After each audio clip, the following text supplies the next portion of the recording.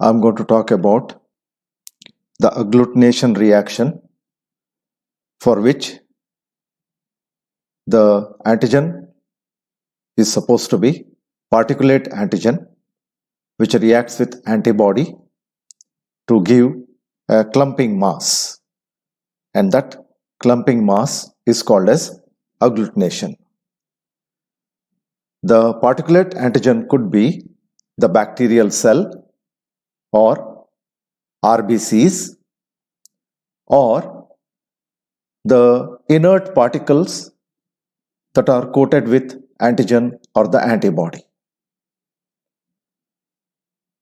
Whenever the particulate antigen reacts with antibody, it is going to agglutinate and form a clumping mass.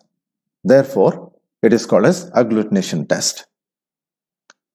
The particulate antigen is called agglutinogen, which is the another terminology for the particulate antigen, agglutinogen, and the antibody responsible for causing the agglutination is called agglutinin.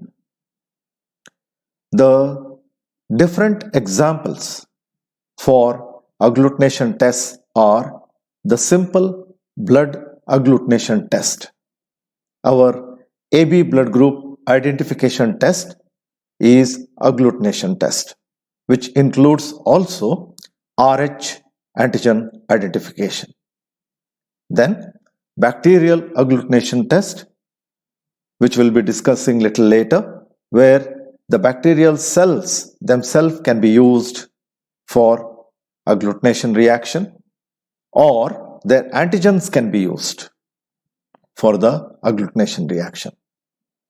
The heme agglutination test is a different type of test, which we'll be discussing later, and latex particle agglutination test also we'll be discussing later. First, we'll take up blood agglutination test.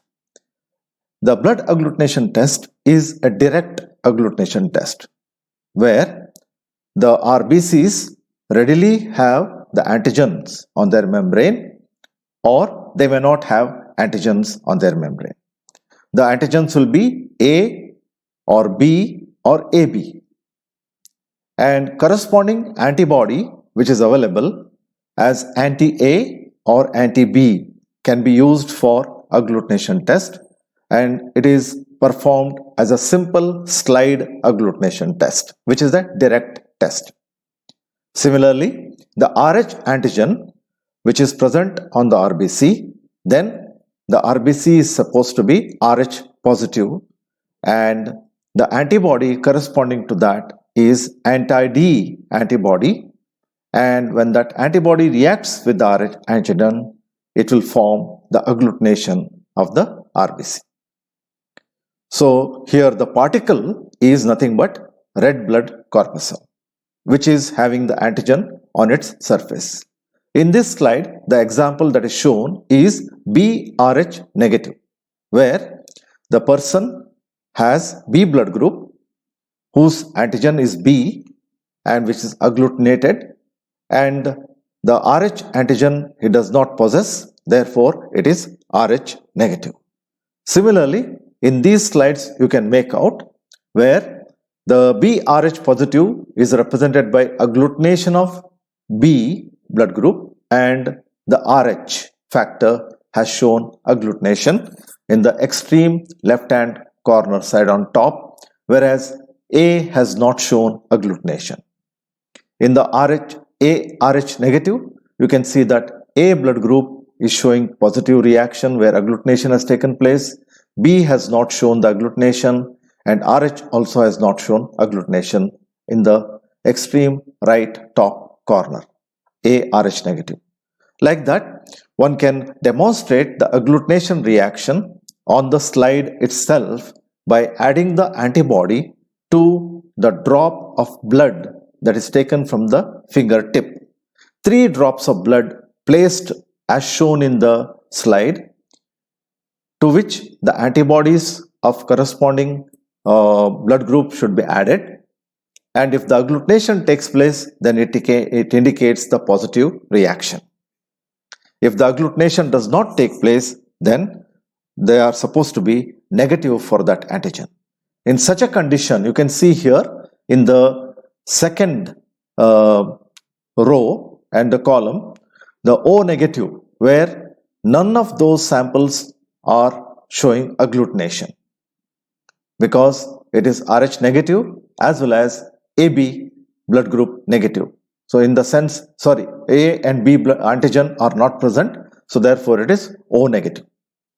So AB negative will show the presence of the antigen A as well as antigen B, and the Rh group will be negative. It will be shown in this form, where you can see that the A blood group and B blood group shows the agglutination, that is both the antigens are present, and the anti-D does not show agglutination, indicates it is Rh negative.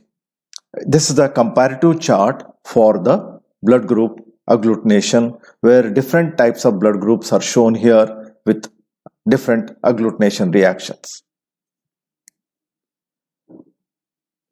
Whereas the heme agglutination test, which is performed using the inert RBCs.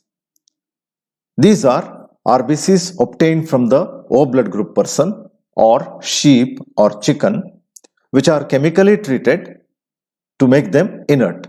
The chemicals that are used are tannic acid and formaldehyde. And after treating the RBCs with these two chemicals, those RBCs will in fact become inert, losing all those antigenic characteristics, whatever the antigens that they have on their membrane, and they become inert particles with the membrane that is capable of attracting the antigen on their surface if the antigen is to be coated, or the antibody can be added to coat the antibody on their surface. They will retain the hemoglobin pigment, and that pigment will be useful for identification of the agglutination of these inert RBCs. Therefore, these RBCs, when they are used as inert RBC particles, the test is called as heme agglutination test. For the heme agglutination test, two different types of methods can be followed. In passive heme agglutination test, the inert RBCs are coated with antigen and they are used for the detection of antibody in the serum, suspected serum.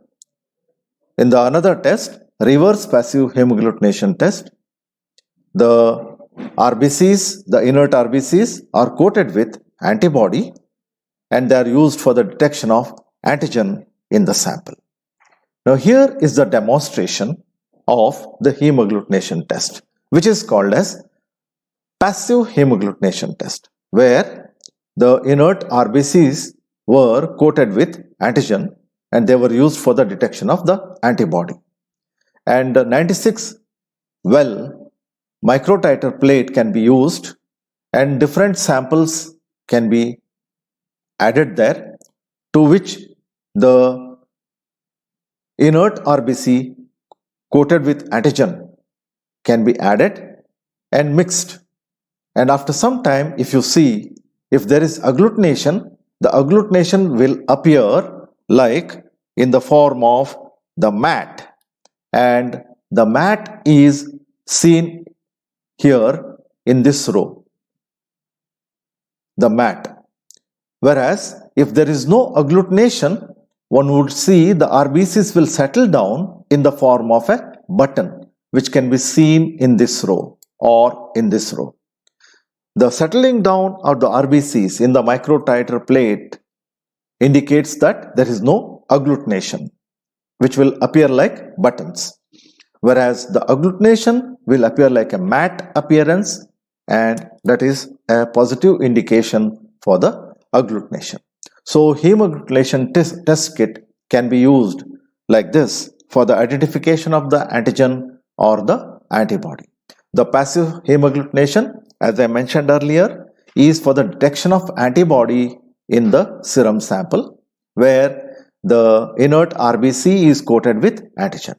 Whereas reverse passive hemagglutination test is used for detection of antigen in the serum, where the RBCs are coated with antibody, and it can be performed in the similar manner. The test can be performed in microtiter plate.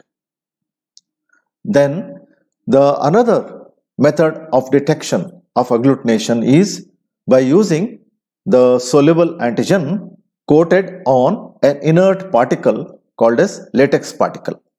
The latex particle is nothing but polystyrene beads. They are white in color, and when they are suspended in the buffer, they give a milky appearance or latex-like appearance. Therefore, they get the name latex particles. They can be either coated with antigen or antibody. Once again, if the latex beads are coated with antigen and they are used for the detection of the antibody, the test is called as passive agglutination test. Whereas when the latex beads are coated with antibody and used for the detection of the antigen, the test is called as reverse passive agglutination test. And this is also used as a detection kit for the identification of various soluble antigens in the serum samples, viral soluble antigens or bacterial soluble antigens can be identified by using this latex particle method.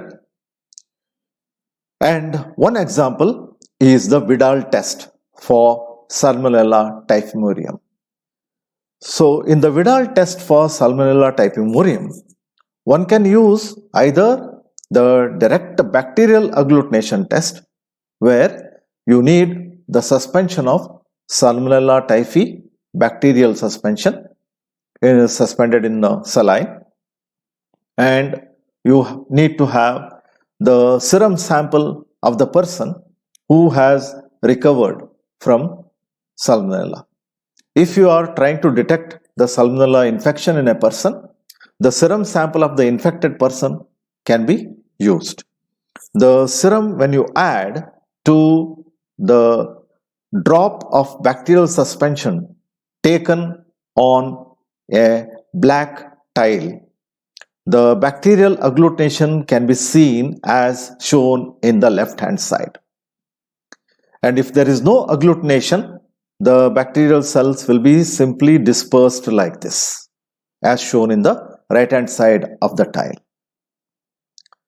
In the case of the passive slide agglutination test, the latex beads can be coated with Salmonella antigen, that is O or H or VI antigen of the Salmonella can be coated, and that latex bead can be used for the detection of Salmonella infection in a person, where you need the serum sample of the infected person. When you add the serum sample of the infected person to the latex beads coated with Salmonella antigen, the latex beads will agglutinate as seen here in the left hand side. And if there is no agglutination of the latex beads, then it will be negative, where the latex beads will be dispersed like this as seen in the right hand side. So the right hand side indicates there is no infection, left hand side indicates there is infection. So this is how one can demonstrate direct bacterial agglutination test using the Salmonella bacteria itself, which can undergo agglutination on adding the serum sample of the suspected patient, which contains possibly the antibodies against the Salmonella. If they contain the antibodies against Salmonella, they will definitely agglutinate the bacteria and it will appear like this as seen in the left hand side. And if the latex beads are used, the appearance will be also the same. Why? Because the latex beads will undergo agglutination and give the same appearance. The second type of test for the Salmonella is the tube agglutination test. In the left hand side, you can see in the extreme left test tube, the agglutination of the bacterial cells can be seen in the form of clumped mass of cells suspended in the solution. And on the right hand test tube, you can see that the suspension is uniformly distributed. In this test, what has happened is, to the bacterial suspension containing the Salmonella bacteria, the serum sample of the patient suspected to be having Salmonella infection is added, or the serum sample of the person who has recovered from the Salmonella infection is added. The Salmonella antibodies which are present in the serum will react with the bacteria to give the agglutination as seen in the left hand side test tube. If the serum is negative for the Salmonella antibody, the bacteria will be uniformly distributed in the solution like an emulsion. In another method of detection of the bacterial agglutination, one can dilute the serum sample of the patient suspected to be having Salmonella infection in a serial dilution in a manner where the first test tube would contain a definite volume of the serum which is diluted in a serial manner like 1:10, 1:20, 1:30 like that.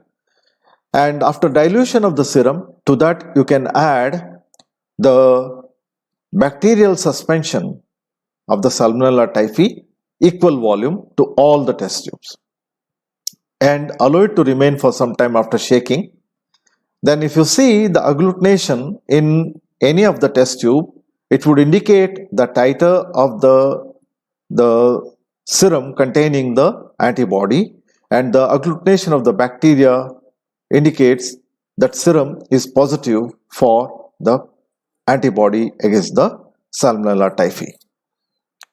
So in this manner, the agglutination reactions can be demonstrated either directly or indirectly using the cell suspensions of the RBC for the identification of the blood group, or cell suspensions of the bacteria.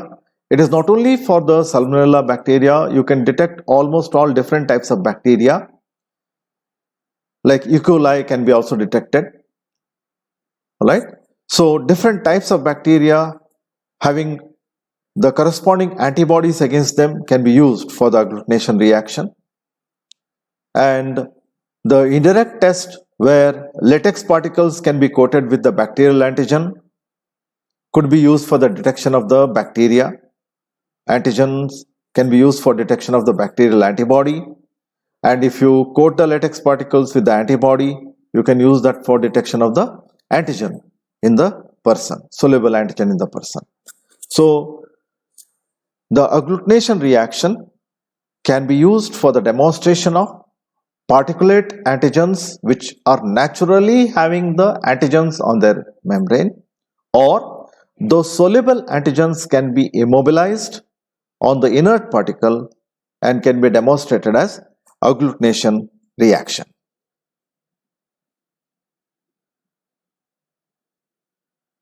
Thank you.